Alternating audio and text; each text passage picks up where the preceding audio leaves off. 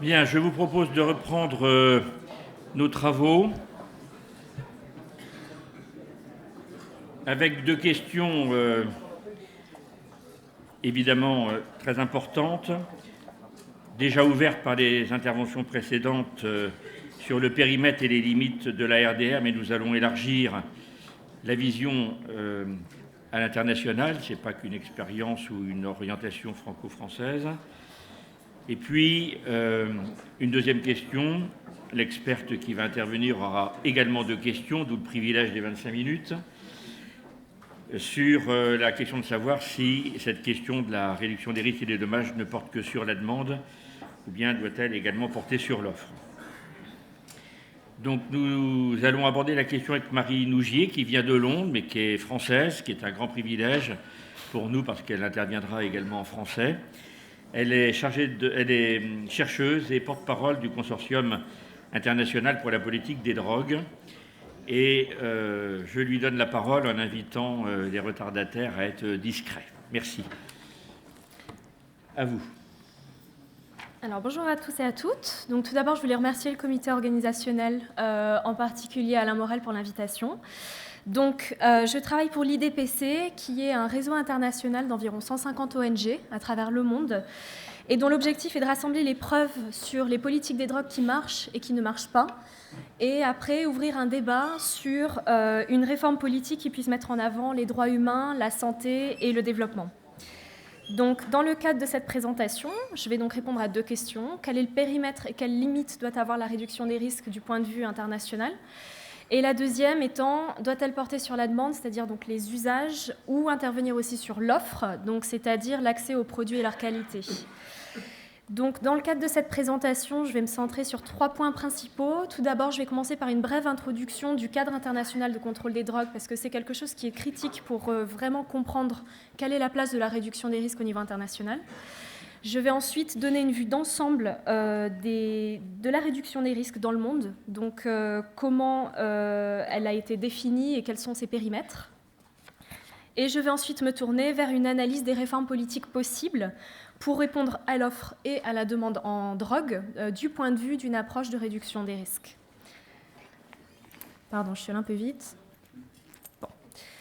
Donc, le cadre international de contrôle des drogues est basé sur 3 conventions internationales qui ont été adoptées. Donc, la première en 1961, qui a été suivie par 2 autres en 1971 et 1988.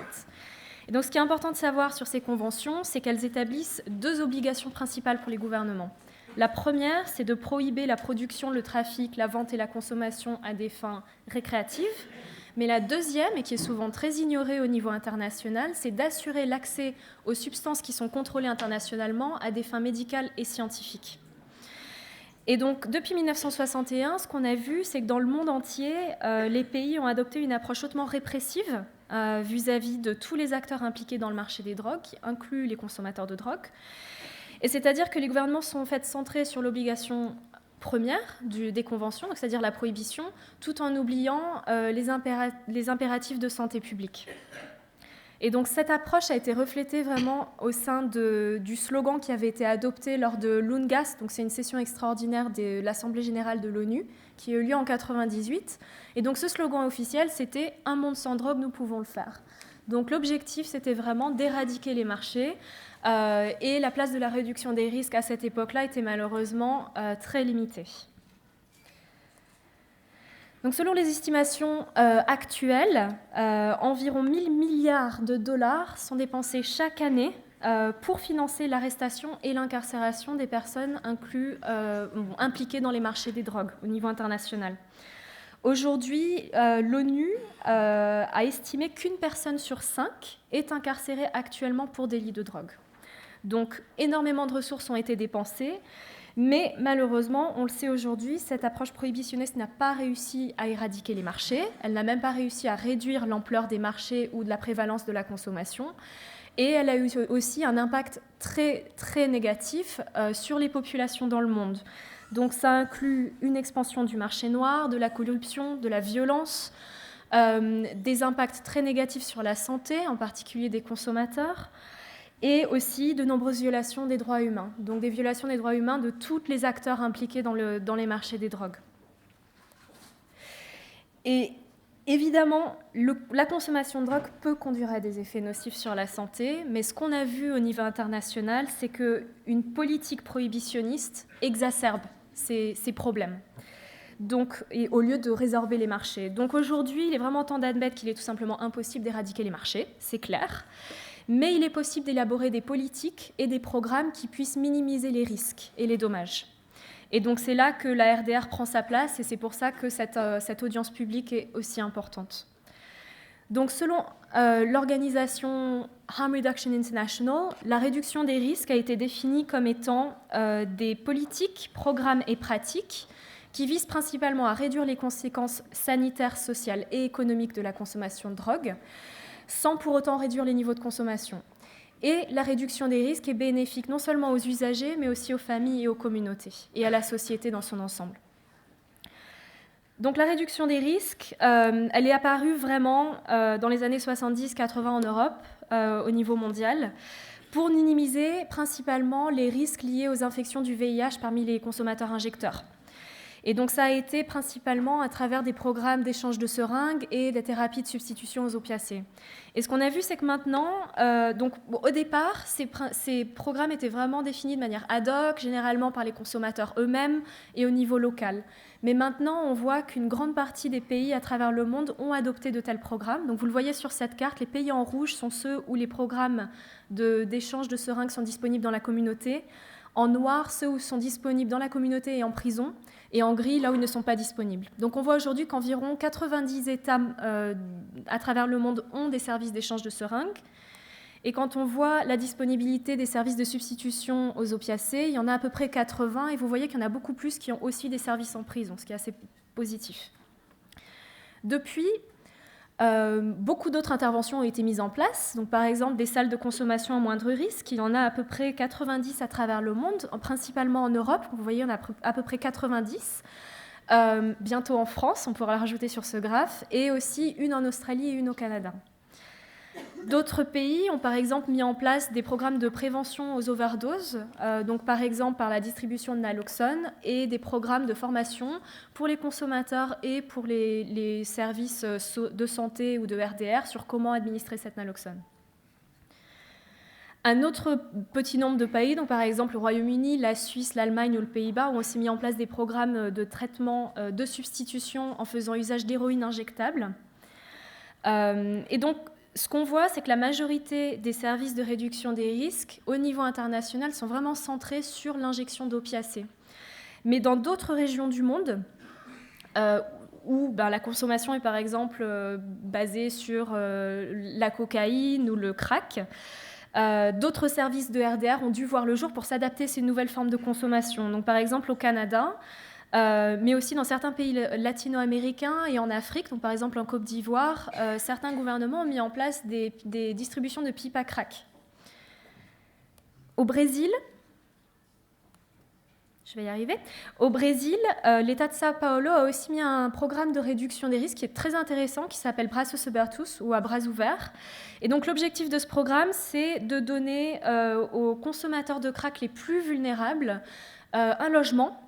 Et donc ce programme, sans forcément leur demander d'arrêter leur consommation, mais donc un logement, un travail et une opportunité d'accéder à des services de RDR. Et donc on a vu que ce programme a été très intéressant pour réduire la marginalisation de ces consommateurs et aussi réduire les risques sociaux et sanitaires associés à leur consommation problématique de crack. En Amérique latine, encore une fois, où la consommation est principalement, la consommation problématique est principalement centrée sur la pasta basée. Donc c'est un produit à base de cocaïne qui est de très faible qualité et qui a malheureusement beaucoup d'impact sur la santé des consommateurs. Et donc ce qu'on a vu, c'est que les consommateurs eux-mêmes ont mis en place des services de réduction des risques en commençant à consommer du cannabis comme pour réduire et reprendre le contrôle sur leur dépendance au crack. Donc, ce n'est pas vraiment un programme de substitution, mais ça leur permet de reprendre le contrôle sur leur consommation et de réduire une consommation très, très problématique de pasta basée. Et donc, maintenant, c'est un programme qui est piloté par le gouvernement en Colombie et en Uruguay. Un autre phénomène qu'on a vu et qui nous a forcé à réviser un peu la façon dont on développait et offrait des programmes de réduction des risques, c'est les nouvelles substances psychoactives.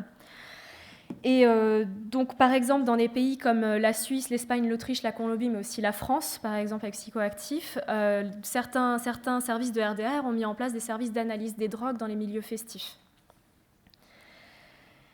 Et enfin, le problème des marchés en ligne. Donc, c'est un problème assez nouveau qu'on a vu en Europe, mais aussi sur le continent américain.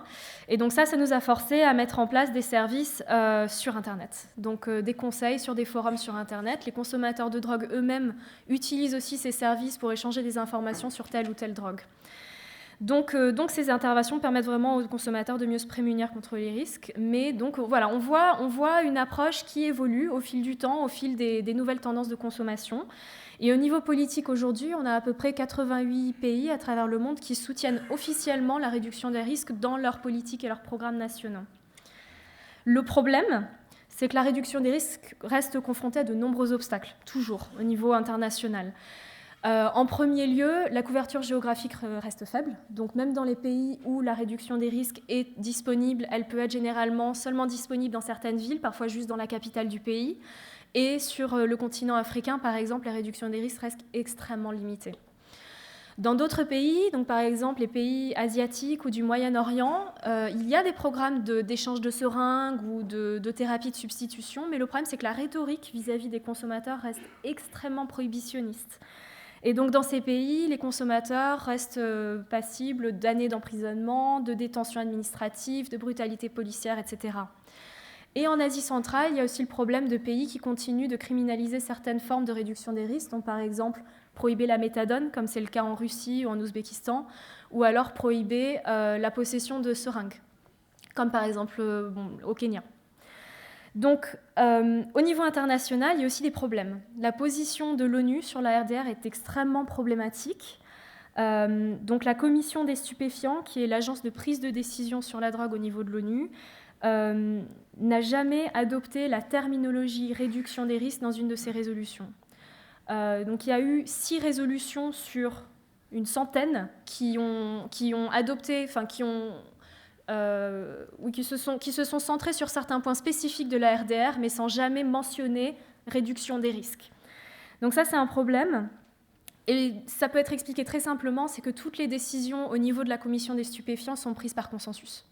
Donc ça veut dire qu'un pays comme la Russie, qui est très prohibitionniste, peut bloquer tout langage progressiste sur la réduction des risques. Donc aujourd'hui, les gouvernements se sont rassemblés depuis les 4-5 derniers mois pour négocier le document final de l'UNGAS qui va se passer en 2016, dans 2 semaines. Et là aussi, donc, la réduction des risques a fait débat jusqu'à la fin des débats la semaine dernière à Vienne. Et elle n'est toujours pas inclue dans le document final, mais par contre, un document de haut niveau politique comme ça, enfin, fait mention de certaines interventions clés, comme par exemple prévention des overdoses avec naloxone, matériel d'injection et traitement médicalisé, qui fait en fait référence aux thérapies de substitution. Donc c'est mieux, mais c'est vraiment pas trop ça encore. Donc au niveau de l'ONU, très problématique. Et enfin, un dernier obstacle que je voulais mentionner, c'est la crise du financement pour la réduction des risques. Donc aujourd'hui, l'ONU-SIDA a estimé que 2,3 milliards de dollars étaient nécessaires pour financer la réduction des risques dans le monde. Mais malheureusement, aujourd'hui, environ 160 millions sont seulement disponibles. Donc ça veut dire que vraiment, on a un trou financier pour financer la réduction des risques. Et ça doit être pris dans un contexte où, je le rappelle, il y a 1000 milliards de dollars chaque année qui sont dépensés pour la prohibition anti-drogue. Donc ça veut dire que l'argent est là, il faudrait juste réallouer une fraction de ces financements pour pouvoir couvrir les coûts de la réduction des risques. Donc cette perspective internationale permet de tirer quelques leçons pour évaluer les paramètres de ce que devrait être la réduction des risques. Donc en premier lieu, au niveau international, je ne sais pas si c'est le cas en France, mais dans la majorité des pays, on limite la réduction des risques souvent à 2 interventions, qui sont les programmes d'échange de seringues et la thérapie de substitution aux opiacés. Le problème, c'est que donc, ces 2 interventions sont extrêmement efficaces, mais elles ne sont pas nécessairement utiles pour certains modes de consommation. Donc c'est très important au niveau international de ne pas limiter la RDR à ces 2 interventions seules. Il est aussi important de rappeler que l'objectif de la RDR, c'est de s'adapter à tous les types de consommation. Et quand la consommation évolue, la RDR doit évoluer avec. Donc c'était l'objectif des salles de consommation, des analyses des drogues, etc. Donc il faut continuer à faire évoluer nos interventions de RDR.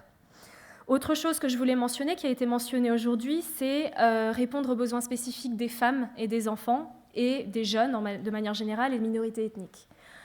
Et enfin, il faut absolument que la RDR s'adresse aux lois répressives. Donc dans de nombreux pays, la consommation de drogue continue de constituer un délit pénal. Dans certains pays, donc comme je l'ai dit, la possession de seringues est interdite. Dans d'autres, la RDR est disponible, mais la police vient arrêter les consommateurs devant les services de réduction des risques. Donc, pour moi, la réforme des politiques des drogues est impérative à une approche de réduction des risques. Donc, je vais passer un peu vers la redéfinition de la RDR, juste en disant que d'une perspective internationale, le périmètre de la réduction des risques doit être défini. En ne basant pas forcément sur des interventions, mais plutôt sur des principes directeurs. Et donc ces principes directeurs sont réduction des risques basés sur des preuves scientifiques, progressives, donc on en a parlé tout à l'heure, tout petit changement dans la vie des individus est positive, et ça c'est la réduction des risques. C'est basé sur la dignité humaine, c'est basé sur les droits de l'homme, et ça remet en question les politiques et les pratiques qui maximisent les dommages. Et évidemment, ça valorise la participation des consommateurs de drogue, on en a parlé tout à l'heure. Donc je voudrais maintenant me centrer sur le problème de la réforme politique. Et juste pour référence, je vous encourage à lire ce rapport de la Commission mondiale sur la politique des drogues, qui a été mentionné avec le graphe de tout à l'heure, et qui inclut des éléments très intéressants sur la réforme politique et pourquoi cette réforme est nécessaire. Donc au niveau politique, il y a plusieurs réformes qui peuvent être mises en place dans le cadre de la réduction des risques. Et l'objectif, ce n'est pas seulement de limiter les risques associés à la consommation de drogue, mais c'est aussi de limiter les risques liés à des politiques prohibitionnistes. Donc le premier, c'est la décriminalisation ou dépénalisation. Je vais les utiliser interchangeablement parce que pour moi, décriminalisation, c'est une traduction anglaise de decriminalization. Donc juste... Et donc, cette décriminalisation, elle est importante parce que ça permet aux consommateurs de ne plus être incarcérés, ça permet de limiter le stigma et les discriminations liées à la consommation, et ça permet aux consommateurs d'accéder à des services de RDR sans peur d'être incarcérés ou d'être arrêtés par la police. Donc aujourd'hui, plus de 40 pays et juridictions dans le monde ont adopté la décriminalisation, ça marche, et c'est une intervention qui devrait vraiment être considérée en France. Au-delà de la décriminalisation, le problème, c'est que quand on parle de décriminalisation de la consommation, les consommateurs restent en contact avec le marché noir. Et il n'y a aucune régulation sur comment et où leurs drogues sont produites et achetées. Donc, certains consommateurs ont mis en place, par exemple les consommateurs de cannabis, ont mis en place des clubs sociaux de cannabis qui leur permettent de produire leur cannabis dans des coopératives. Donc ça permet de ne plus avoir accès au marché noir, d'éviter un système lucratif, à but lucratif, tout en essayant de contrôler la qualité des produits. D'autres pays, donc je l'ai mentionné déjà tout à l'heure, d'autres pays ont mis en place des programmes de substitution à l'héroïne injectable. Donc, ces programmes de substitution à l'héroïne injectable sont intéressants parce que ça permet d'accéder dans un système médical à une héroïne de bonne qualité qui est injectée, et donc ça permet de réduire les risques associés à l'héroïne des rues. Et donc, ce qui est important, c'est que ces deux interventions sont permises dans le contexte des traités internationaux relatifs à la drogue. Mais certains autres pays ont mis en place des interventions qui vont au-delà des limites des conventions. Donc, par exemple, les marchés réglementés. La réglementation des marchés de cannabis a été mise en place donc, en Uruguay, aux États-Unis. Et donc l'optique, c'était vraiment de réduire les risques. Donc réduire les risques sur la santé des consommateurs, réduire le pouvoir des groupes criminels organisés et dans le cas des États-Unis, d'utiliser les taxations qui étaient donc tirées du marché du cannabis pour pouvoir les réinvestir dans des services de santé pour les consommateurs de drogue. En Nouvelle-Zélande, la Nouvelle-Zélande a aussi mis en place une loi qui est intéressante en 2013 pour créer un cadre juridique pour les nouvelles substances psychoactives. Et ça leur permettait de mettre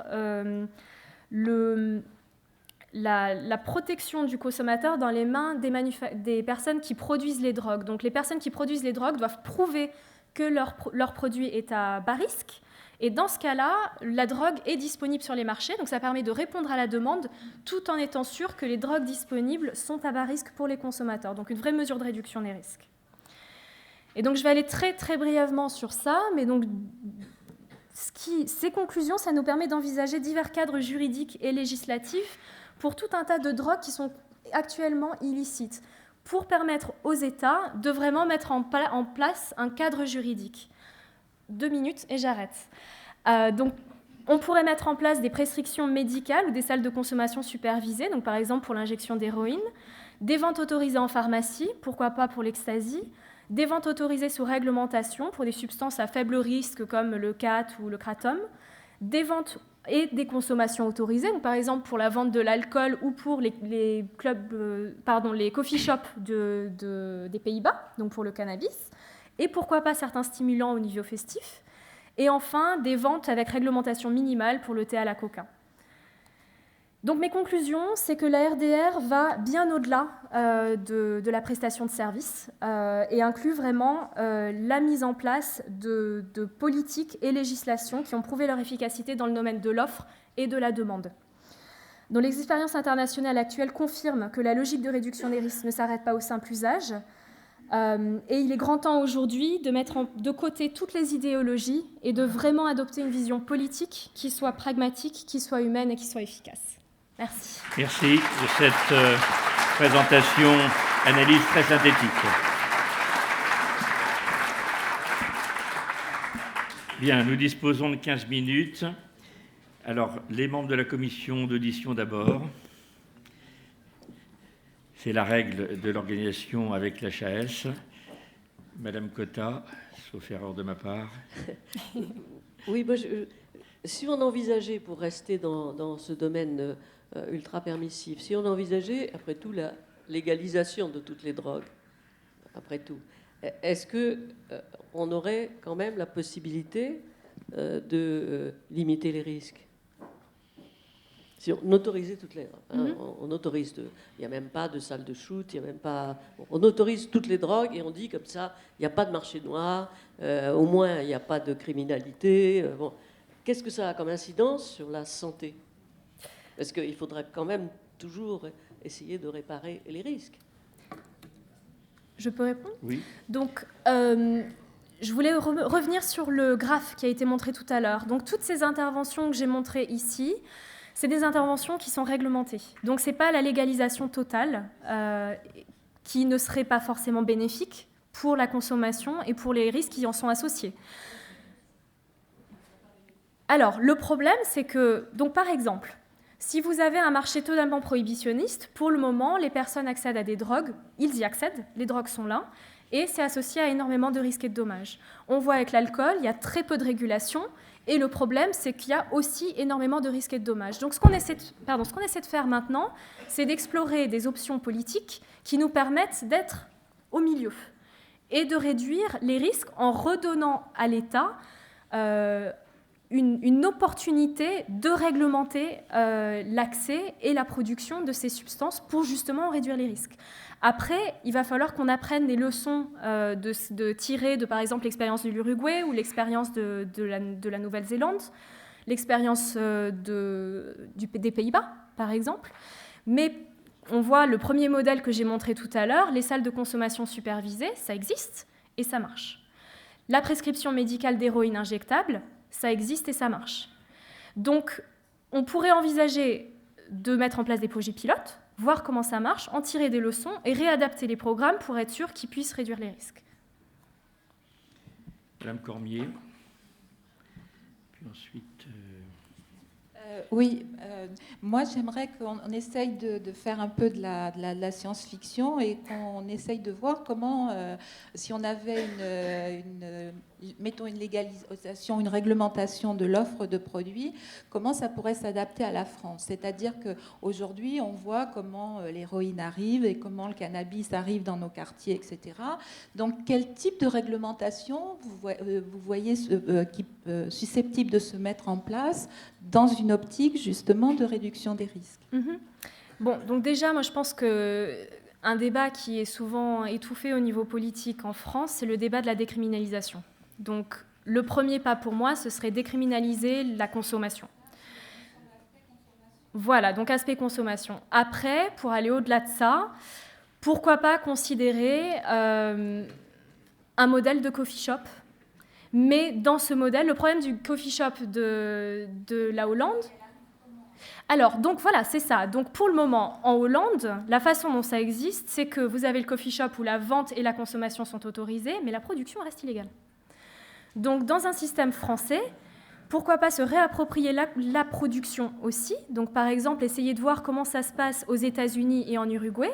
Donc aux États-Unis, c'est très industrialisé. Donc ce ne serait pas forcément un modèle qui pourrait être bénéfique en France, vu le contexte, mais par exemple en Uruguay, c'est hautement régulé par l'État. Donc des entreprises... Pourquoi pas ? Des entreprises qui pourraient fournir ça serait taxé, donc ça pourrait permettre à la France d'obtenir des taxations qui pourraient financer d'autres services de réduction des risques, par exemple. Imaginons qu'on fasse notre cannabis étatique. Comment vous imaginez que tous les pays qui tirent profit de la production des drogues dans le monde et tous ceux qui en France tirent profit de la distribution de ces produits, comment vous imaginez qu'ils vont regarder passer tout ça? Ça, c'est tout le problème.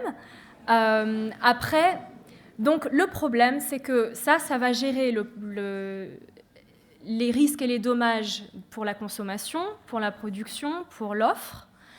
Le problème, c'est que ça ne va pas gérer la criminalité organisée.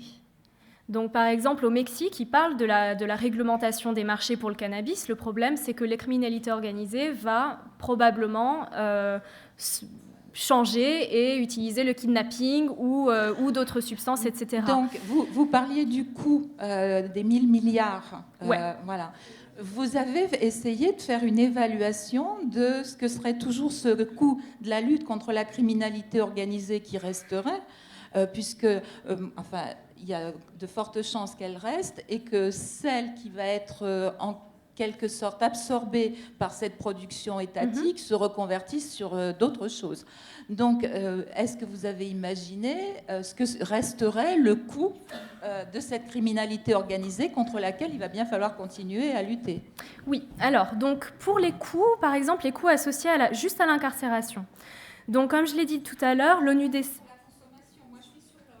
Non, mais je vais juste pour ça, pour vous montrer un peu le système international. Donc, pour le moment, une personne sur 5 est incarcérée pour délit de drogue. Parmi cette personne sur 5, 80% sont incarcérés pour simple possession. Donc, pour le moment, le problème, c'est que nos politiques anti-drogue sont centrées sur les consommateurs. Donc, je voudrais juste mentionner ça. Donc, le coût associé aux politiques anti-drogue va largement baisser, rien qu'en mettant en place des politiques de décriminalisation. Donc après, ça nous permet de réapproprier le coût associé à cet aspect pour lutter contre la criminalité organisée. C'est ce qui s'est passé par exemple au Portugal. Je peux poser une dernière question? Voilà, mais je vais suspendre le débat parce que ces questions-là seront reprises demain avec d'autres interventions. Et sinon, c'est effectivement poursuivre un débat de ce qui sera repris. Voilà, mais c'est effectivement tout à fait important. Béatrice Tamboul et puis Monsieur Charbonnel. Oui, question courte. Question courte. Je suis contente qu'on associe la question de la politique du drogue à la question de la réduction des risques parce qu'il y a un débat français issu un peu de notre expérience, qui consisterait à dire qu'il n'y a pas besoin de modifier la loi pour faire de la réduction des risques. À preuve, c'est ce qu'on a fait depuis 20 ans. C'est-à-dire qu'on a fait des contorsions extrêmes avec des dérogations, des programmes expérimentaux, etc. Mais, je crois que comme Marie l'a justement dit, ce qu'on constate, c'est qu'à chaque fois qu'on met en place une nouvelle expérimentation, il faut tout redémontrer, faire ce qu'on a vécu avec les salles de consommation, puisque la loi prohibant toujours et l'usage et bien entendu la possession, on se retrouve à chaque fois avec l'obligation avec des difficultés extrêmes et un ralentissement extrêmement important. Donc je crois fondamentalement qu'il est important de dire dans cette conférence qu'il n'y aura pas d'évolution de la réduction des risques, il n'y a pas de modification de la loi. Bon, c'est une contribution, pas une question. Merci. Monsieur Charbonnel, et puis je vais prendre l'autre question derrière qui est tout au fond en même temps, et ensuite ça sera Xavier Eknin et le web. Alors, oui, le micro est parti. Alors allez-y pendant que... Du coup, je commence. Question très courte, en fait. On a, Madame la présidente de la MILDECA nous a dit quelle position elle tenait dans ces instances internationales. Je voudrais savoir ce que l'IDPC voit par rapport de la position de la France en étant un observateur justement composé d'ONG. Oui, il y a aussi la question du groupe Pompidou. Voilà, allez-y. Et je complète. Vous dites ça marche, mais sur un certain nombre d'outils. Mais comment vous étudiez l'exportabilité des outils d'un pays à l'autre ? C'est-à-dire que ce qui marche ici ne marche pas forcément ailleurs, et quelles sont les conditions, alors sans forcément tomber dans la redémonstration ex nihilo, mais quels sont vos outils de vérification de la pertinence? Xavier Eknin, des questions sur le web, et puis Marie Rougier essaiera de faire une réponse synthétique. 3 minutes. Elle peut déjà réfléchir. Oui, alors les internautes se sont beaucoup intéressés à la question de la comparaison entre les dépenses consacrées à la répression et celles consacrées aux soins. Donc ça les interroge effectivement beaucoup. Et alors, parmi les questions, il y en a deux que je retiens. Une qui concerne justement la situation des pays marqués par la prohibition, notamment en Asie. Vous l'avez évoqué, Madame Nougier. Donc, la question est posée, par exemple, pour Singapour et l'Indonésie. Quel est l'avis de l'experte sur la situation de ces pays et comment faire de la réduction des risques et des dommages dans ces contextes de prohibition? Et deuxième question, c'est sur la Hollande, ça a été un peu évoqué. Le modèle d'Amsterdam montre qu'il y a un marché parallèle de drogue dure. Est-ce un échec? Alors, ok, donc j'ai trois minutes pour répondre à toutes ces questions, donc je vais aller rapidement. D'abord la Hollande. Donc la Hollande, ce qu'elle a mis en place, c'est 2 marchés parallèles pour les drogues dures et les drogues douces. Ce qu'on voit en Hollande, c'est pas forcément un échec, puisque on voit que les risques associés aux drogues dures sont très minimes par rapport aux autres pays européens. Donc c'est quelque chose qui peut être remis en question et qui peut montrer l'efficacité du modèle hollandais. Pour les pays marqués par la prohibition et la RDR, Singapour et l'Indonésie, donc Singapour, ils sont complètement contre la réduction des risques, même au niveau international, ils disent clairement, nous, on veut drug-free world, réduction des risques, on s'en fiche. Pour l'Indonésie, c'est intéressant parce qu'il y a tout un tas d'ONG au niveau local qui mettent en place des services de réduction des risques qui sont très innovants, qui sont très bien, qui répondent aux besoins locaux.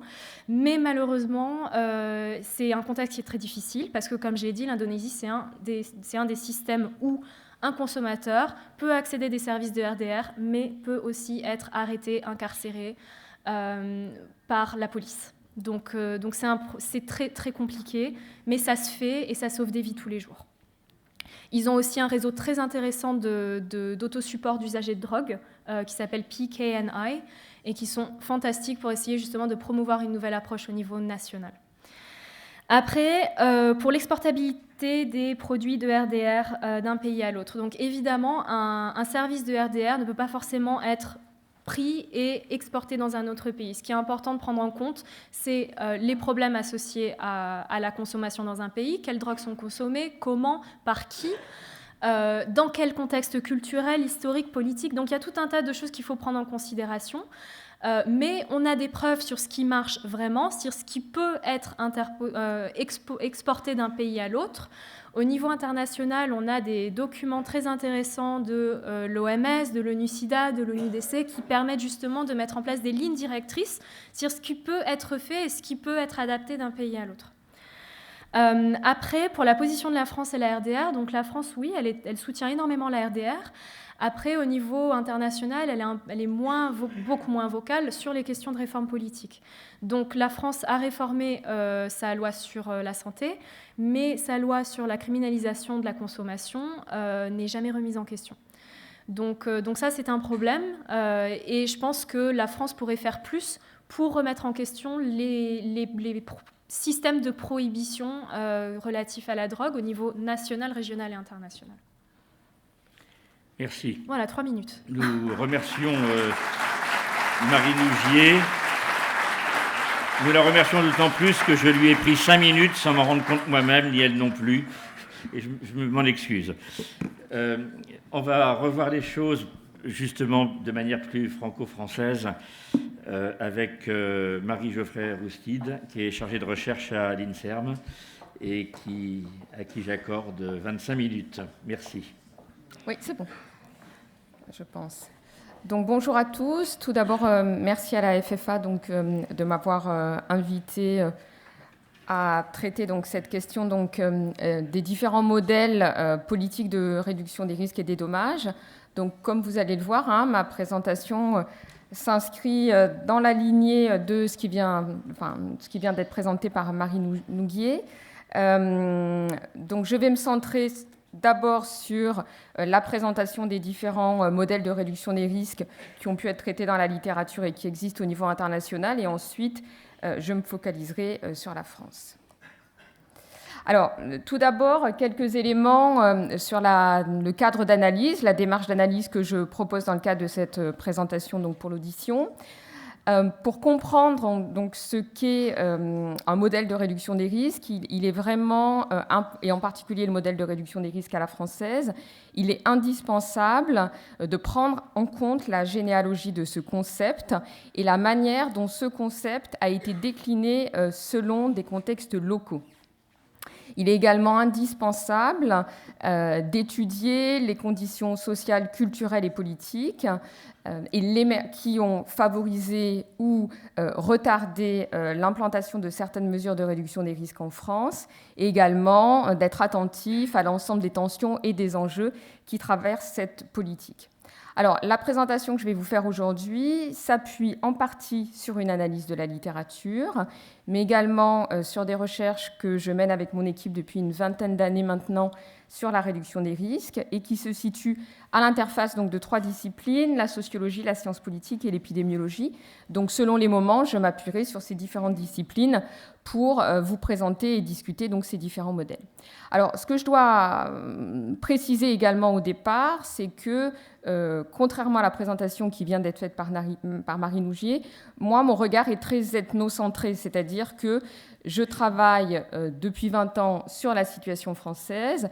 Il se trouve que là, je développe un programme de comparaison européenne, mais je connais beaucoup mieux le modèle français que les modèles qui existent à l'étranger. Et les modèles qui existent à l'étranger, je les connais par le biais de la littérature, alors que le modèle français, je le connais également par le biais d'observations ethnographiques et d'entretiens menés auprès des professionnels. Donc c'est important également d'avoir cet élément en tête dans la manière dont je vais pouvoir présenter les modèles qui existent à l'étranger. Et puis, vous le verrez tout au long de ma présentation, je pense qu'il est très important de connaître ces différents modèles, mais également d'avoir en tête le fait que ces modèles ont une valeur heuristique qui est importante, mais ils sont mis à l'épreuve en permanence dans la pratique et ajustés selon les contextes locaux. Alors, tout d'abord, ça a été évoqué à plusieurs reprises ce matin. Donc la réduction des risques se caractérise par des fondamentaux et par une diversité d'outils, donc les programmes d'échange de seringues, l'accès au traitement de substitution, la participation active des usagers, les salles de consommation à moindre risque.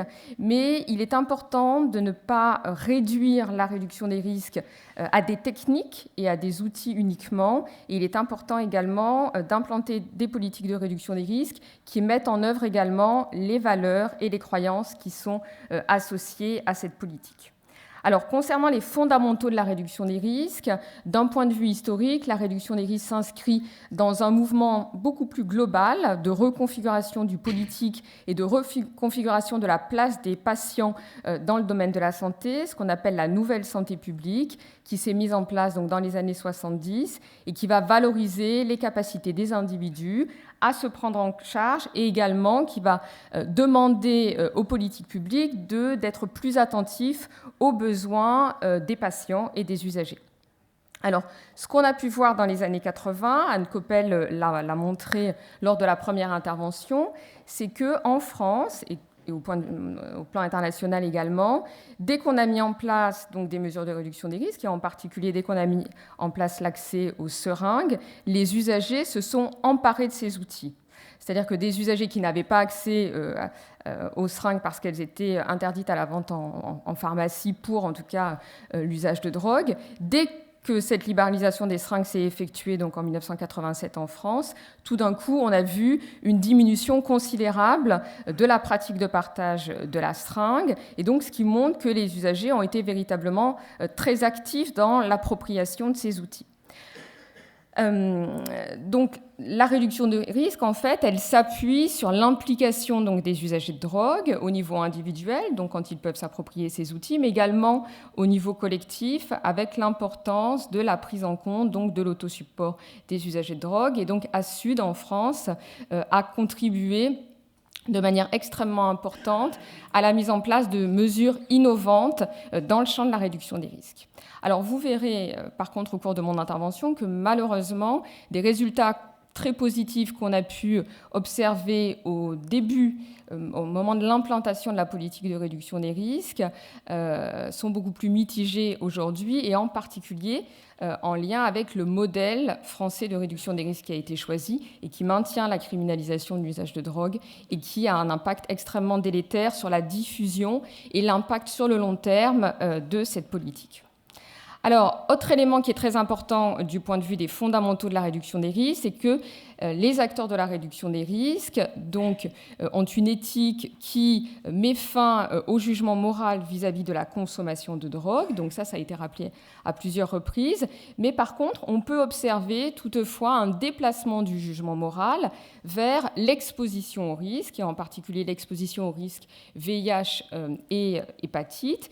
Et donc, ce déplacement du jugement moral de la consommation de drogue vers l'exposition au risque contribue indirectement à créer donc, des injonctions normatives vis-à-vis de l'usage de drogue à partir d'un prisme très sanitaire qui est centré sur l'hygiène et également à partir d'un prisme médical qui, lui, est centré sur le médicament de substitution.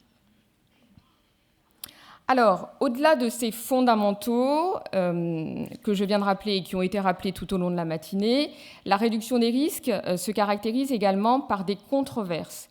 Et donc, je m'attarderai ce matin sur deux grands types de controverses. Une première controverse qui oppose un modèle intégrationniste de réduction des risques à un modèle gradualiste de réduction des risques. Et une deuxième controverse qui s'attaque à la question là, de la politique et de la place de la loi dans la réduction des risques.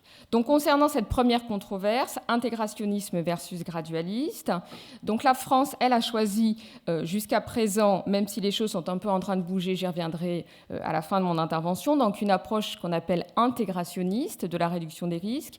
Et donc, cette approche intégrationniste, elle peut être définie comme la volonté par un premier paradigme, donc le paradigme du sevrage versus le paradigme de la réduction des risques, d'intégrer l'autre paradigme en s'y opposant. Et donc, dans une version intégrationniste, toutes les politiques et toutes les questions qui sont liées à l'abstinence sont mises de côté, ce qui tend à favoriser les conflits et l'opposition face à l'ensemble des innovations de santé publique. Alors, il y a une autre approche donc, de réduction des risques qui existe concernant ce rapport au sevrage et à l'abstinence. C'est une approche gradualiste qui, elle, renvoie plutôt à une idée d'ouverture sur ces questions et qui est plus à l'écoute des besoins des usagers de drogue, avec l'idée d'optimiser la prise en charge des usagers et de pouvoir proposer au choix, sans approche idéologique, des approches centrées sur l'abstinence ou des approches centrées donc sur l'accès aux seringues, donc dans l'idée d'un continuum de soins et pas d'une opposition entre les deux approches, avec l'idée là d'une collaboration très forte entre les professionnels qui proposent ces différents types d'approches. Alors cette distinction, elle a été faite donc par un Américain, donc qui est un psychologue, donc qui s'appelle Kellogg, et donc que j'applique en tout cas à la France et aux différents modèles européens. Et donc, moi, l'approche gradualiste donc, me semble beaucoup plus intéressante que l'approche intégrationniste, dans la mesure où l'approche gradualiste, elle envisage au sein de la réduction des risques la question de l'abstinence non pas comme un dogme, mais simplement comme une possibilité pour les usagers qui le souhaitent, d'être dans une optique de continuum de soins et à certains moments de leur trajectoire, de pouvoir envisager l'arrêt de la consommation ou à d'autres moments de la poursuivre en limitant les risques liés à cette consommation. Alors, deuxième grand type de controverse, là c'est un type de controverse donc, qui traite la question de la place de la morale, de la politique et de la loi au sein de la réduction des risques.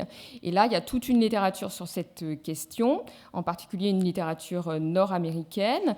Et donc, une première distinction qui a été faite par Keane et Hathaway met en évidence qu'il existerait et qu'il existe une vision neutre de la réduction des risques qui est très centrée sur le pragmatisme, c'est-à-dire la mise à disposition d'outils, et qui s'oppose à une vision beaucoup plus morale de la réduction des risques qui, elle, prend en compte le contexte social et politique dans lequel vivent les usagers, donc leur contexte d'existence.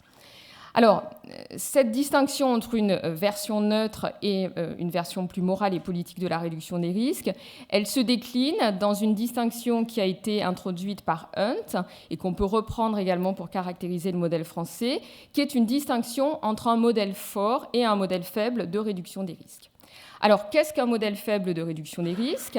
Donc, la France, elle, a choisi donc, jusqu'à présent un modèle faible de réduction des risques. Donc, c'est un modèle qui est centré exclusivement sur la dimension sanitaire de la réduction des risques, qui impose aux usagers un type d'intervention qu'ils considèrent comme étant le plus légitime, sans lui laisser le choix d'une palette d'interventions. Et surtout, c'est un type de modèle, et c'est sur ce point-là, essentiellement, qu'on peut dire que la France se situe dans un modèle faible de réduction des risques, c'est que les modèles faibles de réduction des risques ne posent pas la question légale comme un préalable à l'implantation de la réduction des risques. Et on va le voir, c'est une des raisons pour lesquelles le modèle faible de réduction des risques menace l'efficacité de la réduction des risques en France. Alors, un modèle fort de réduction des risques, à l'inverse, il considère que la question légale est essentielle et il considère également que l'usage de drogue fait partie des droits de l'homme et il pose donc comme un préalable à l'implantation et à l'efficacité de la réduction des risques la nécessité de changer la loi et donc de décriminaliser l'usage. Alors la dimension des droits, ici, elle renvoie au droit de chaque individu à disposer librement de son corps. Et dans un modèle fort de réduction des risques, l'usage de drogue n'est pas appréhendé comme un risque ou comme une contrainte, ni pour la personne ni pour la société, mais l'usage de drogue est considéré comme une forme de choix raisonné et de liberté pour ceux qui souhaitent en faire l'expérience.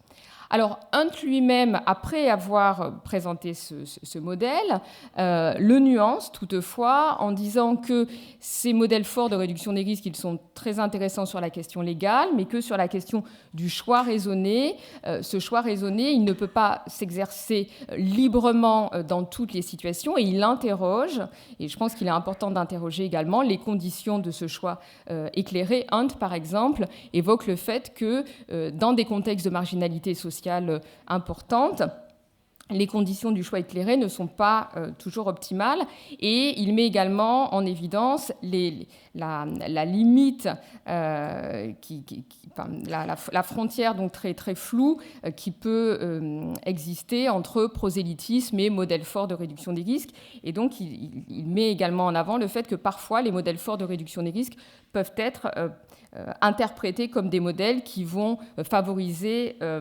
l'incitation à la consommation. Et donc, c'est la raison pour laquelle il dit qu'il faut que les modèles forts de réduction des risques favorisent également les campagnes de prévention pour être adaptés à l'ensemble des besoins de la société dans le domaine. Alors, l'ensemble de ces modèles que je viens de vous présenter là très, très, très rapidement, ils ont des frontières mouvantes. Et donc, il est important de l'avoir en tête. Alors, cette perspective théorique entre modèles forts, modèles faibles, modèles neutres, modèles politiques et moraux, modèles sanitaires, modèles sociaux, c'est une perspective théorique qui est stimulante, mais donc, comme je viens de l'évoquer, donc ces frontières sont mouvantes. Et surtout, ce qu'il est important de rappeler, c'est qu'en pratique, la réduction des risques, généralement, s'effectue par étapes, et au sein d'un même pays, on a pu observer une alternance entre ces différents modèles au cours du temps. Alors, ce qui est observé au niveau international, c'est que la dimension sanitaire, et en particulier l'épidémie, donc soit de VIH, soit des hépatites, a été généralement à l'origine de l'implantation de la réduction des risques.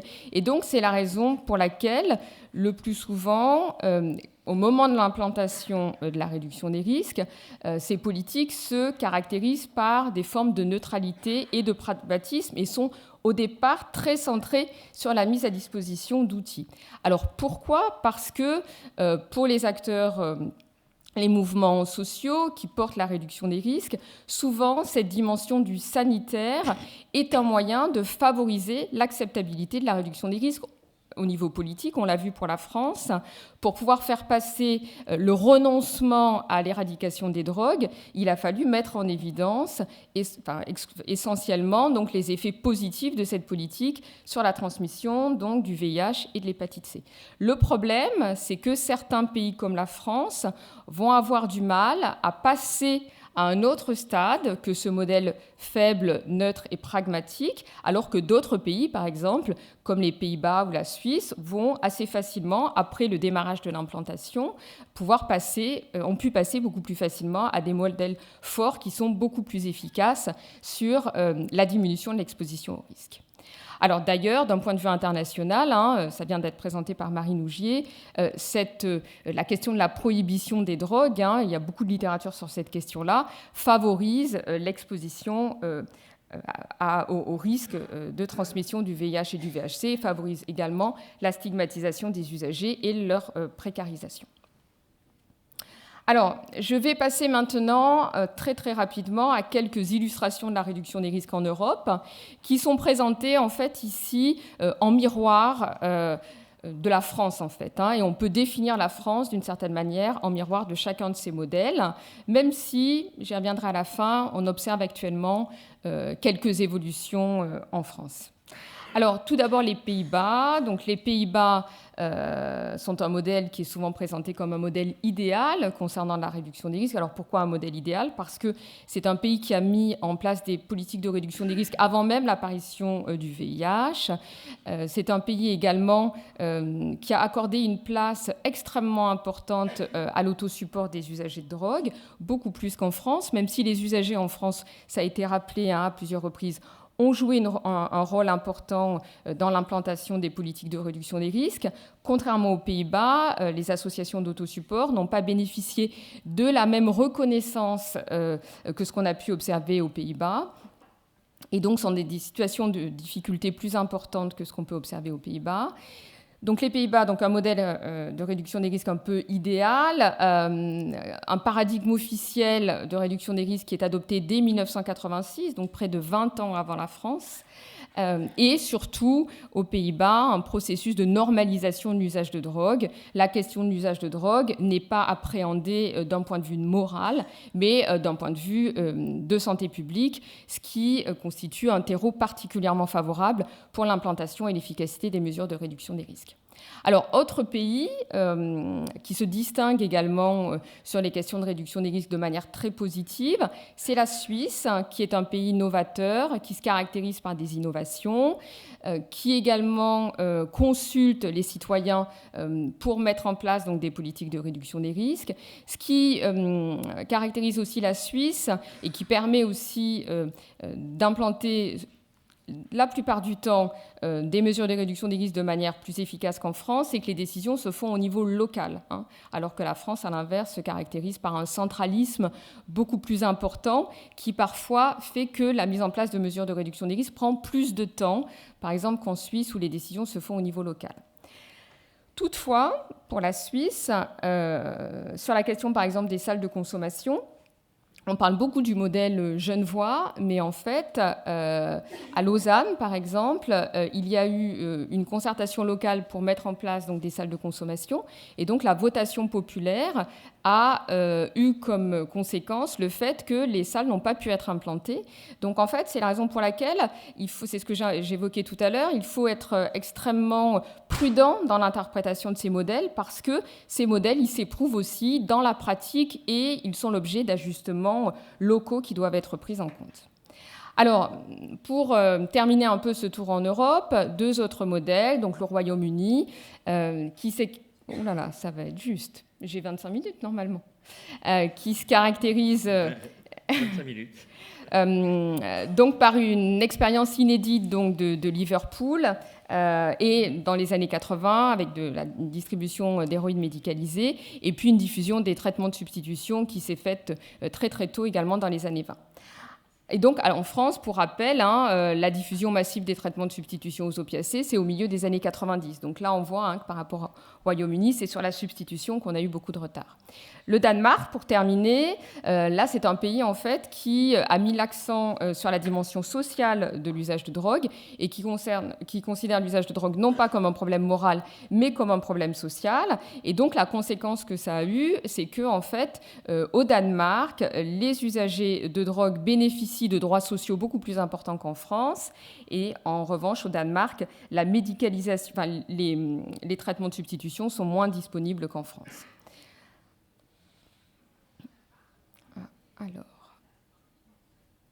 Alors, comme je l'évoquais à l'instant, donc ces modèles sont des archétypes théoriques. Ils se déclinent de manière spécifique sur le terrain lors de la mise en pratique quotidienne par les professionnels. Et donc, il y a une diversité locale, même en France, de la réduction des risques. Et puis également, ils s'éprouvent lors des interactions avec les usagers. Alors, au sein d'un même pays, donc, on observe des différences locales donc, qui peuvent être liées donc, aux moyens de pression des mouvements sociaux, mais également à l'évolution des forces politiques en vigueur.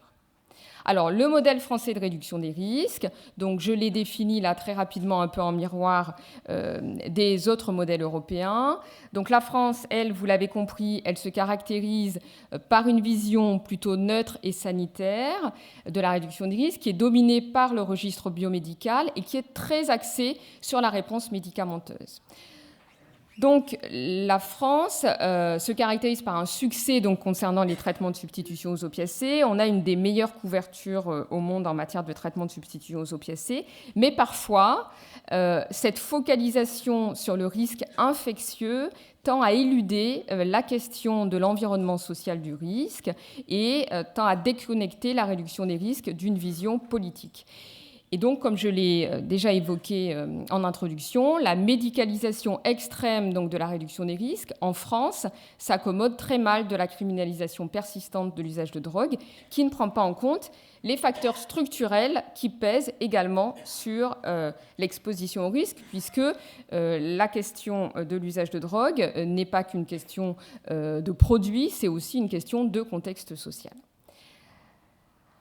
Alors, autres éléments qui permettent de caractériser, des éléments qui sont extrêmement importants pour comprendre à quoi ressemble le modèle français, c'est des éléments d'ordre socio-historique. Dans les années 80, il y a eu en France une violence des débats particulièrement importante autour de l'implantation de la réduction des risques, des conflits de valeurs et de positions très forts entre les partisans du référentiel sevrage, psychothérapie et les partisans de la réduction des risques. Le poids de l'interdit moral a été également un frein pour implanter une vision de santé publique. Et l'ensemble de ces éléments, donc les conflits professionnels et la violence des débats, la place de l'interdit moral et la criminalisation, font que la France se caractérise par des réticences persistantes vis-à-vis des innovations de réduction des risques qui sont souvent assimilées à des formes de prosélytisme. Alors, je vais essayer, ça va être difficile, mais... donc, ce modèle, quel est son impact et comment le faire évoluer? Donc, en fait, l'impact donc, de la réduction des risques, donc premier élément positif, l'impact de la réduction des risques en France a été majeur sur la question du VIH. Donc, on est passé dans les années 80 à des prévalences du VIH qui atteignaient 50% chez les usagers injecteurs. On est aujourd'hui à 13%.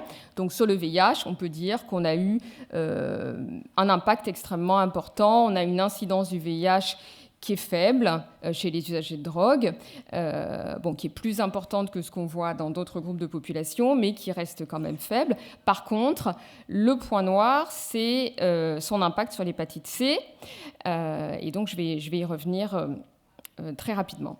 Donc, pourquoi en fait, on peut dire que le modèle de réduction des risques à la française n'a pas été aussi efficace sur l'hépatite C, parce qu'on a par exemple une prévalence de l'hépatite C chez les injecteurs qui atteint 64% aujourd'hui. Donc en fait, on ne parvient pas à faire baisser l'épidémie d'hépatite C de manière aussi importante que ce qu'on a pu observer pour le VIH.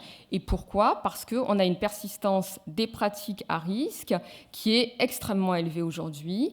Si dans les années 80, les usagers de drogue donc, se sont emparés des outils de réduction des risques, malheureusement, les dernières données épidémiologiques montrent qu'on a aujourd'hui près de 50% des usagers de drogue qui déclarent avoir partagé leur matériel d'injection dans le dernier mois, 25% qui déclarent avoir partagé uniquement la seringue, ce qui fait que, par exemple, entre le début des années 2000 et les années récentes, on a un doublement des pratiques à risque.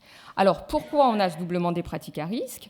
Parce que le modèle français de réduction des risques ne prend pas en compte suffisamment le contexte de vie des usagers, qu'on observe une précarité des usagers de drogue et également parce qu'on observe des difficultés pour les usagers de drogue à se procurer des seringues. Donc on a, dans une étude là, qu'on vient de terminer, montré dans une publication qu'on avait un tiers des usagers de drogue à Paris qui déclaraient avoir des difficultés pour se procurer des seringues. À l'inverse, ce qu'on observe dans d'autres pays comme les Pays-Bas et la Suisse, qui ont mis en place des modèles forts de réduction des risques, c'est des résultats particulièrement positifs sur l'épidémie d'hépatite C, avec une éradication quasi de l'hépatite C chez les usagers de drogue aux Pays-Bas, où l'incidence est quasi nulle. Alors, ce qu'on peut dire, pour terminer de manière plus positive, c'est que on a quand même l'impression que depuis quelques années, grâce à l'implication des professionnels, grâce à la politique également mise en place par la MILDECA, de voir une ouverture progressive du modèle français à des approches plus innovantes et moins dogmatiques. 1 minute. La dernière diapositive.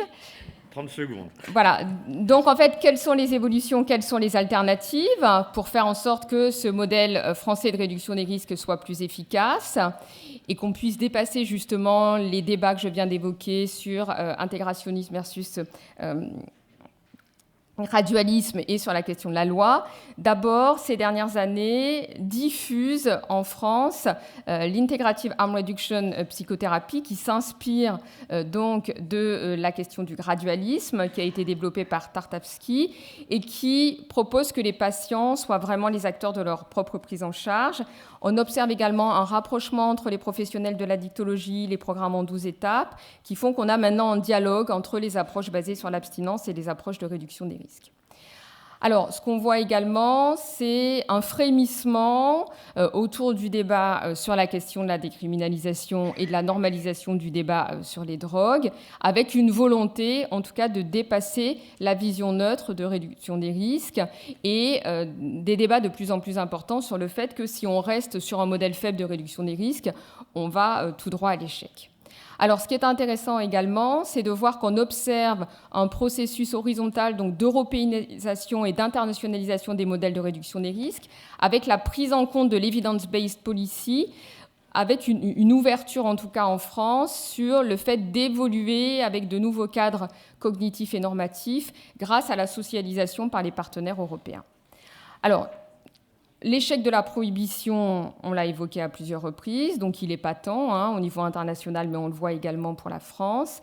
Et donc on a aujourd'hui besoin donc, d'un modèle fort de réduction des risques qui prenne en compte les facteurs de l'exposition au risque, donc les facteurs structurels et politiques, qui décriminalisent l'usage de drogue, afin de favoriser également l'acceptabilité sociale de la réduction des risques dans la société. Je vous remercie. Merci de ce rapport très documenté et précis. Voilà, 15 minutes.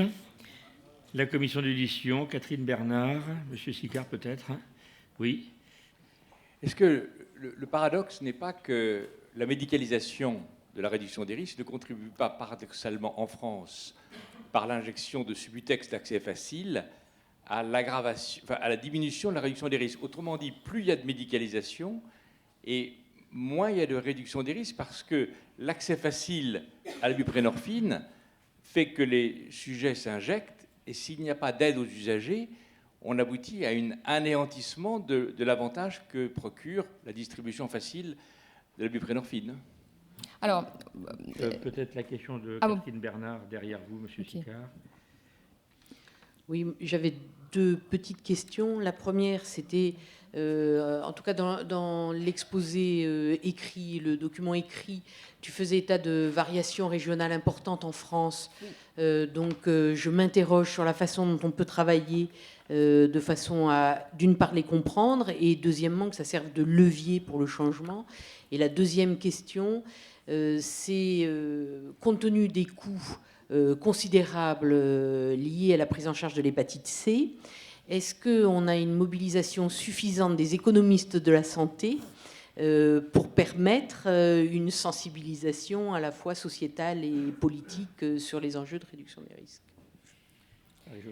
Alors, sur la première question donc, posée par le professeur Sicard, donc je dirais les choses un petit peu autrement. Je pense qu'effectivement, je l'ai défendu dans mon texte et dans mon intervention, qu'une focalisation extrême sur la médicalisation de la réduction des risques et sur l'aspect uniquement sanitaire de la réduction des risques a pour conséquence l'échec de la réduction des risques. Mais ça ne veut pas dire, enfin tout simplement parce que se focaliser uniquement sur la médicalisation fait qu'on tend à oublier le contexte social de vie des usagers de drogue, qu'on met moins d'argent effectivement sur l'accès aux droits sociaux, au logement des usagers de drogue, et surtout que ça tend à oublier qu'il faut aussi agir sur la question de la loi et sur la question de la décriminalisation.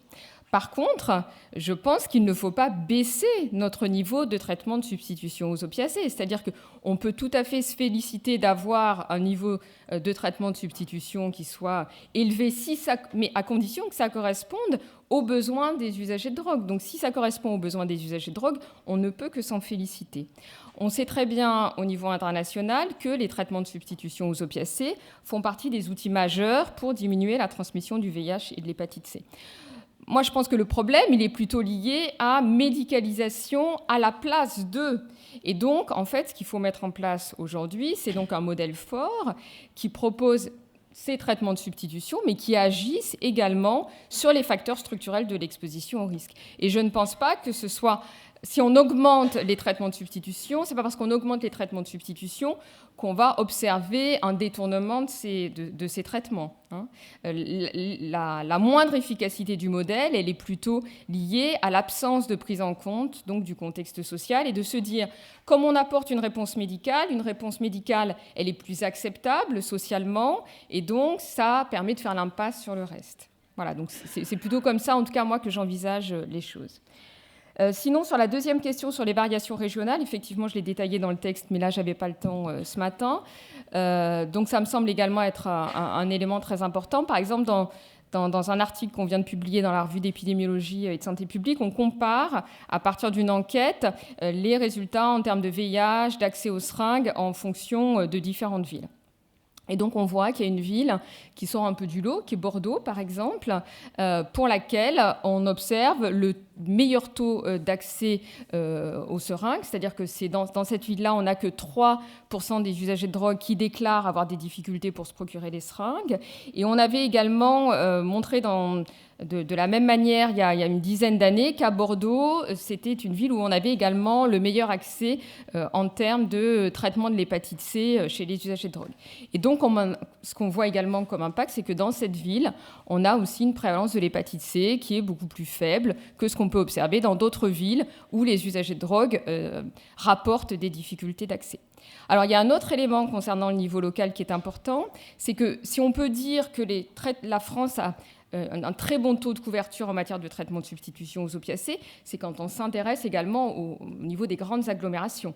Malheureusement, il y a encore aujourd'hui des inégalités d'accès au traitement de substitution et aux seringues également dans des petites villes. Donc cette couverture, elle est globale, mais effectivement, si on regarde de manière plus attentive, les inégalités persistent. Alors, sur la question du coût du VHC, il y a des économistes qui travaillent donc sur cette question. Et là, on a un travail en cours avec l'équipe de Yazdan Pana sur justement la prise en compte des éléments de coût-efficacité des traitements VHC dans la politique de réduction des risques. Donc, il y a vraiment une attention particulière de la recherche française actuellement sur cette question-là. Merci. 3 questions. Professeur Paille, professeur Nassihila, et puis là-bas, présentez-vous. Bonjour, Olivia X, je suis adjointe au maire de 2e arrondissement à Paris, entre autres chargée de la santé. Je suis médecin du travail et je suis addictologue. Je voulais réagir au propos du Subutex facile, puisque je suis dans un arrondissement où c'est justement extrêmement difficile de se procurer du Subutex, où il y a une seule pharmacie qui accepte d'en délivrer.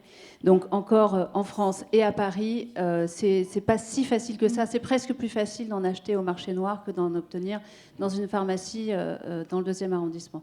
Moi, j'avais une question je suis désolée Marie, parce que c'était une question que j'essayais de poser depuis le début de la matinée, donc peut-être que c'est pas exactement à toi d'y répondre, mais je voulais demander comment est-ce qu'on pourrait améliorer la prévention, comment est-ce qu'on pourrait améliorer la collaboration des gens qui s'occupent des addictions et de la réduction du risque avec tous ceux qui s'occupent de la prévention, de la maltraitance de l'enfance, de la question de la périnatalité, de la question de la violence faite aux femmes, de la question de l'accompagnement à la parentalité. Parce que j'ai l'impression qu'on on est un peu en prévention tertiaire là. Donc, est-ce qu'on ne pourrait pas renforcer la collaboration entre ces différents acteurs, puisque quand même, on sait que ça commence déjà au niveau de la grossesse et puis de la petite enfance. Et aujourd'hui, les travaux de neurobiologie nous montrent vraiment l'importance et les conséquences dramatiques de la violence sur les enfants. Merci. François Paille. Oui, merci mesdames pour vos 2 très bons exposés que je qualifierais de canal historique, réduction des risques et drogues illicites. Donc on voit bien l'élément évidemment central de la loi. Ma question pour moi qui vient des drogues licites est comment intégrez-vous ces drogues licites dans vos modèles et vos réflexions? Et si, comme je crois le comprendre finalement, et ça n'est pas forcément étonnant vu le caractère émergent de la RDRD dans le champ des drogues licites, s'il n'y a donc pas le même niveau de réflexion ou de modélisation, comment est-ce que vous verriez émerger cette notion entre réduction des risques et dommages et substances licites? Alors, moi, je vais répondre à la première question, puis je laisserai peut-être la parole à Marine Ougier sur la deuxième. Pour partager le temps de parole. Donc sur la question, alors pour ajouter un commentaire supplémentaire sur ce que vient de dire le docteur X Garcia, c'est que sur la question de l'accès au Subutex difficile à Paris, on observe aussi à Paris et dans les grandes agglomérations des difficultés pour se procurer des seringues, puisque les chiffres que j'ai présentés de 30% de difficultés pour se procurer des seringues, c'est ce qu'on observe au niveau national. Si on s'intéresse à Paris, on est aussi à 30%. Si on s'intéresse à la Seine-Saint-Denis, en Seine-Saint-Denis, on est à 60% d'usagers qui déclarent avoir des difficultés pour se procurer des seringues. Donc en fait, les difficultés d'accès à se procurer des seringues, elles ne sont pas uniquement liées au maillage des dispositifs qu'on peut avoir sur un territoire, elles sont aussi liées à la stigmatisation dont les usagers peuvent faire l'objet. Et quand on pose aux usagers la question « est-ce que vous avez des difficultés à vous procurer des seringues ?», c'est aussi parce que parfois, ils sont mal reçus dans les pharmacies et ils peuvent avoir des difficultés à acheter des seringues face à des refus effectivement de pharmaciens. Alors, sur la question des violences, effectivement, je ne suis pas la mieux placée, en tout cas sur la question des enfants, pour y répondre, puisque je ne travaille pas du tout sur ces questions-là. En revanche, effectivement, je suis complètement d'accord, c'est une question très importante. Par contre, on vient de rendre, pour le groupe Pompidou, un travail qu'on vient d'effectuer dans mon équipe sur la question des violences faites aux femmes. Et le groupe Pompidou donc, nous a commandé une étude là-dessus. Le rapport vient de sortir, donc je pourrais le faire parvenir, où on voit effectivement que chez les femmes, qui sont des populations particulièrement vulnérables, dans le cadre de la réduction des risques et de l'accès à la réduction des risques, la non prise en compte conjointe des violences au sens très général du terme, est un facteur majeur de limitation de l'efficacité des mesures de réduction des risques. Donc la question effectivement de favoriser la prise en charge conjointe de toutes les problématiques sociales, comme les violences par exemple, conjointement avec les questions de drogue, sont un des facteurs de réussite en tout cas des mesures de réduction des risques. Alors, Michael Nassila, Jean-Maxence Granier, et puis la parole à Xavier Aknin avec les internautes et une réponse synthétique. Oui. Et puis il y aura une réponse à faire à... Pardon ? Donc je vous laisse répondre là-dessus, sur la question des drogues licites. Très rapidement là-dessus, vu qu'on n'a plus beaucoup de temps. C'est quelque chose, on en parlait avec l'un des participants quand je venais ici. Effectivement, et quand vous allez par exemple dans les pays du Moyen-Orient ou des pays musulmans, le problème principal des drogues illicites, c'est l'alcool. Voilà. Donc je pense qu'il y a vraiment un lien à faire entre réduction des risques associés aux drogues illicites, associés aux substances licites, et aussi assister à d'autres comportements qui peuvent être addictifs et qui peuvent être nuisibles à la santé des personnes. Donc oui, effectivement, je pense qu'il y a des liens qui doivent être faits et il y a des leçons à apprendre de la réduction des risques pour les drogues licites et pour la réduction des risques des drogues illicites. Donc oui. Michael Nassila. Oui, Michael Nassila, président de la Société française d'alcoolologie. Je vais enfoncer le clou pour les drogues illicites. Concernant l'alcool, quel modèle finalement pour l'alcool ou pour cette drogue on a un gap, que dis-je, un gouffre entre les représentations du produit et la réalité des dommages, voire même on a une valorisation des consommations, voire des consommations excessives, ou sur des sujets par exemple comme l'alcoolisation fétale, on n'avance pas sur ces thématiques prioritaires.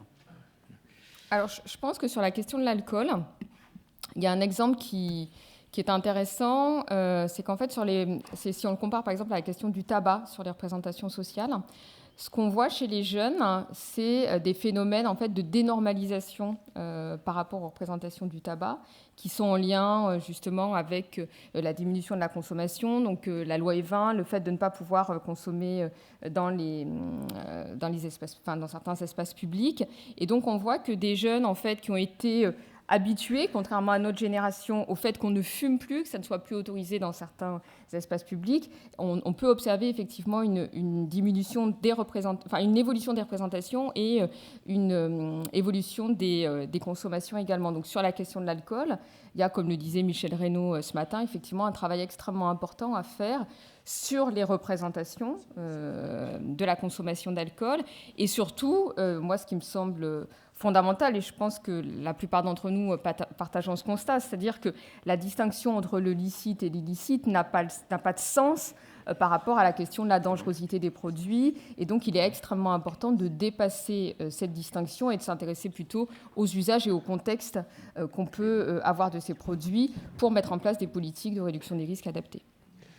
Merci. Alors Jean-Maxime Grenier, Xavier Aknin, dernière question. Moi, c'était une question sur l'abstinence. Vous avez bien montré toutes les deux que par rapport au modèle de réduction des risques, à un moment, le modèle prohibitionniste de l'abstinence comme dogme, c'était un peu l'ennemi. En tout cas, ce contre quoi la réduction des risques s'est définie. Je voulais vous poser la question de la place de l'abstinence aujourd'hui dans le nouveau modèle, à la fois l'abstinence primaire ou l'abstinence secondaire, après, par exemple, des TSO, comment elle se réinsère dans cet ensemble plus vaste, et est-ce qu'elle peut se libérer de la mauvaise réputation qu'on lui a faite dans le paradigme initial contre lequel la réduction des risques a lutté? Xavier Aknin, on va prendre la question des internautes.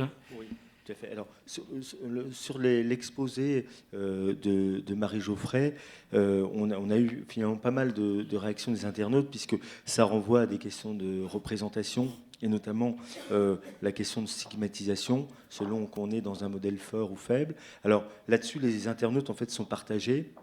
Il y en a qui finalement ont peur d'une modification de la réglementation, qui posent la question, y a-t-il un danger de consommation supplémentaire pour nos jeunes enfants de trouver de la drogue un peu partout dans le commerce, comme les cigarettes dans les tabacs, et d'autres qui disent au contraire, la légalisation n'est-elle pas le meilleur moyen de contrôler les produits?